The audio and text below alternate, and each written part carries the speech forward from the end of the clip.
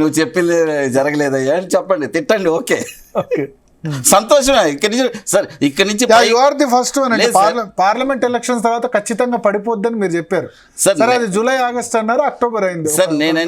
నేను చెప్పేది జరగకూడదనే నేను కోరుకుంటాను. ఓకే, అయితే అది జరుగుతుంది.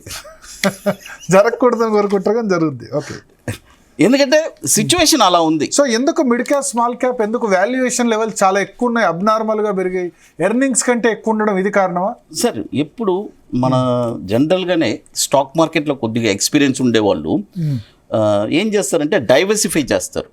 డైవర్సిఫై చేసినప్పుడు మిడ్ క్యాప్ స్మాల్ క్యాప్కి ఎక్కువ ప్రిఫరెన్స్ ఇస్తారు.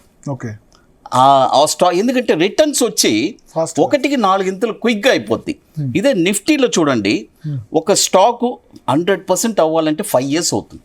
ఓకే, అదే మిడ్ క్యాప్ స్మాల్ క్యాప్లో అయితే 300-400% ఈ 5 years హోల్డ్ చేస్తే విత్ ఇన్ అంటే ఒక 4 సంవత్సరాలు పెరగకపోయినా నెక్స్ట్ 1 yearలో 300%. కొంతమంది అంటారు ఇప్పుడు లార్జ్ క్యాప్స్ కొనొచ్చు, కరెక్ట్ వాల్యుయేషన్ ఉన్నాయంటారు, కరెక్టా సార్? ఇప్పుడు నేనేమంటే లార్జ్ క్యాప్స్కి వచ్చి అది కూడా ఇప్పుడు కరెక్ట్ అవుతుంది సార్. ఓకే, ఎందుకంటే నేను చెప్పాను కదా ఇప్పుడు, ఎందుకంటే అది వచ్చి పెద్దగా అంటే ఒకే రోజు 50% పడడం అలా ఉంది కదా.